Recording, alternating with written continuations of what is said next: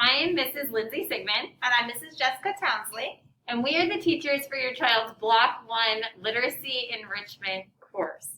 This is a course designed to do directly what it says, support the students with their literacy, particularly in helping them to adapt to the expectations that they will have in their different classes here at the high school, as well as prepare them for their English course, their English 9 course that they will have in the spring. And one of the things that I will do is obviously we co-teach this literacy enrichment class, but in the spring I'll also be pushing into your child's 9th grade English class and supporting them within that class as well.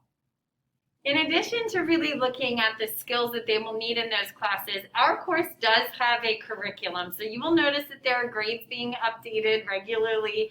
Our curriculum is provided through a program called Read 180, and there are multiple components to it. This includes classwork that we will spend out of student workbooks, and you may notice your child should have this with them. They bring it every day for Block 1. They will rarely have homework in this unless they needed to finish something or they were absent, but we do daily work in here. We teach a whole group lesson to the entire class with skills that are really anchor skills. They are fundamental kinds of skills that go into critical reading and thoughtful writing, and how do you look for things like key ideas and the supporting details. And then those skills that we actually will be teaching them, we also want them to apply it within their other classes as well. So we'll have them discuss with us how they can use those in their other classes, and sometimes we even have them pull out some other classwork and work on that with them. So like they might be looking at their science text or their social studies text and just showing how they can apply those skills that they're learning in class. A lot of the workshops then move to a couple kinds of main assessments. You'll see writing assessments that will then show up in their gradebook, and you will also see exams that they take.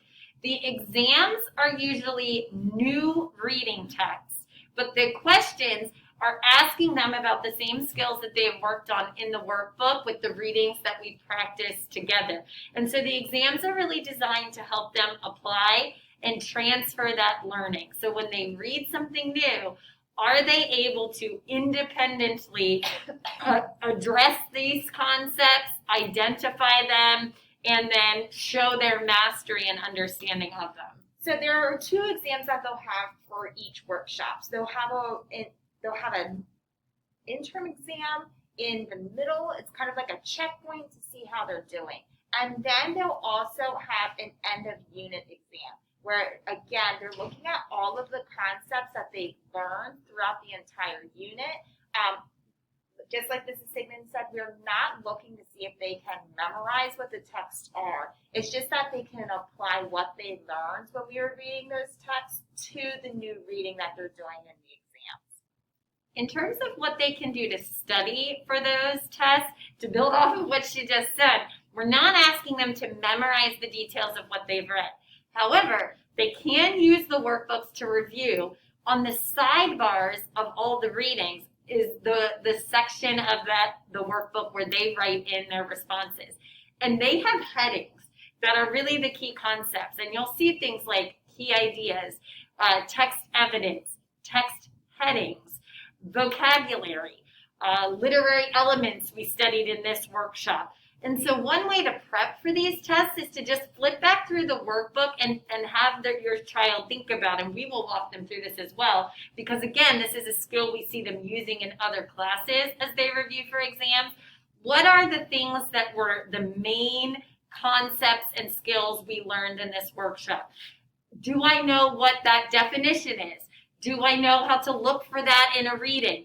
Do I know how to answer a question about that? Is it likely going to be a short answer or multiple choice? Just kind of walking through that expectations of the exam. And along with our workbook and the Read 180, there's also 2 other things that we do within the classroom. We have an independent reading. So your child should always be bringing an independent reading book with them. We make sure, and that is an expectation that we have, that they always have a reading book with them every day. Because we are reading every single day in class. The other thing that we will have to go with that independent reading book is that they will have to complete a book project. project with us to show that they understood what their reading was, and also just to hold them accountable for that reading. We also have the Read 180 software component. That is something that you might see your child completing at home. Definitely if they recognize that they're a little bit behind and they need to catch up. That would be the one thing, would be the homework piece that they could definitely do at home. And with the Read 180 software, they're doing some different things. The Read 180 software is individualized for each student in the class. So everyone is able to choose their own topics that they can use. And with those topics, they're given different reading materials based on how they did on one of the reading inventories that they completed at the beginning of the year.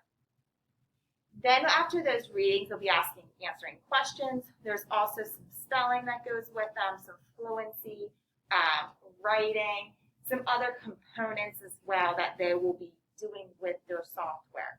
So those are the other items that we have in the class as well. Yeah, I mean, if they're working on it at home, or even if you're asking them, what did you do in school today? Things you can expect would be daily reading in their book and on their software, and also usually in the workbook. They often are juggling, 2 or 3 different reading expectations. They would be doing some, what she referred to as the fluency piece. A lot of times they actually have to speak and record themselves in the software program. So this is something, again, not just working on the reading and writing, but also the verbal communication part of literacy. How do you explain what you've learned? And can you simply read confidently when you don't necessarily have the teacher reading to you or with you or things like that? They're also writing on a regular basis, at least weekly. Some of those will be workbook driven. In that case, they're actively using the readings in this workbook and responding. We're working on one of those right now. Yes, we're doing an informational essay. And then they're also writing as a component of their software. And again, those writings are all based on the readings they've had in their software. So really reinforcing for them the importance of, again, not memorizing what you've read, but when the resource is there at your fingertips, going back to the text, finding the evidence, assessing your understanding, applying it. And if you're struggling with this, one of the big things we talk about with them for our class and for all their other ones is take initiative. Advocate for yourself. If you're struggling, speak up. Let us know, and we can provide supports or strategies, ways of organizing, ways of planning, skills that help you to go back and pull text evidence. And so really looking for not just that end result, but building good habits and processes that get us to be successful, especially when we reach something that is a challenging task for us. So some of the expectations that we have for each of our students is that they're always coming to class prepared. So they should always have their workbook, they should always have their reading book, and of course a writing utensil. The other things that we are looking for is that they are completing the assignments that we're asking for them to do. They are completing those workbook pages. They are reading their book. They are completing the software every single day with us. And if that they have questions, that they advocate. One thing that we do allow students to do is that if they aren't happy with how they performed on something, we do allow for those resubmissions, but we do want them to advocate and ask for that assistance, and also for us to allow them to do that as well. We also work with those skills as they apply them to their other classes. And so it's really nice having them first block. We do a lot of things to kick off the class. We call it a do now that they'll do to start it. A lot of times it's goal setting, it's progress monitoring, where we're really reinforcing this idea of if you're doing well, celebrate it and build on it and think about what's leading you to that success. If you're struggling, identify what is the next step. If you're really struggling in a class, whether that's ours or another one, you're not necessarily going to fix it overnight, but what's a next step you could take? And then we also do a lot of check-ins towards the end of our blocks, whether it's on a Post-it note or keeping some kind of agenda, really encouraging them to think about their day, think about their week, what's upcoming, what's expected of them, and how can they manage their time and their resources to get those things done and done well. So we're really trying to get them to reflect on their learning, reflect on their day, and just see where they could, again, make some improvements or make some changes to help them with their areas of need.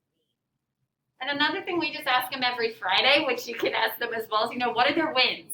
Yes. What can we build on? And we certainly always want to look for improvement and growth and doing better. But we also really want to celebrate, because it's easy, especially coming in here towards the end of our marking period, to get overwhelmed with everything we have to do, to just take those moments in our reflections to also kind of acknowledge and even celebrate what have we done well, what are we in the process of taking care of, and taking a moment to honor that. Yes.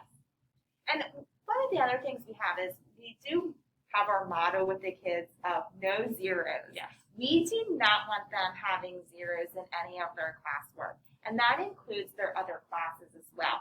If we see a zero, we're telling them, you need to get this in, submit something, because something is better than nothing. So that's another thing that we really try to explain to them and help them understand. I guess that's a good place to stop. If you have any questions, or if you are looking at the grade book and you're not sure what certain things mean for our class or any other one, as you're kind of partnering with us to, look at how we continue to, move towards success, please don't hesitate to reach out. We will occasionally send some emails home as we look at some of this progress.